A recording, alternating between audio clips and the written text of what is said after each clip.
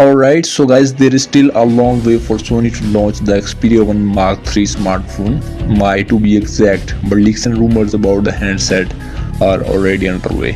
First up, courtesy of OnLeaks, who posted some leaked renders which shows the device might be getting a more powerful zoom lens.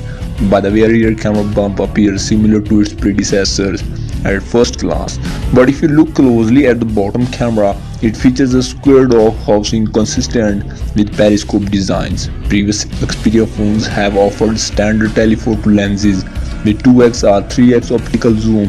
A periscope design would allow for 5x or more of optical reach without sacrificing image quality. On the whole, it looks like the device will stick with Sony's minimalist approach. The 6.5-inch display's bezels are very thin. Sony is sticking with the tad 21:9 aspect ratio, and I'm happy to tell you that this handset also retains the 3.5mm headphone jack, a rarity among flagships, as well as a microSD card slot.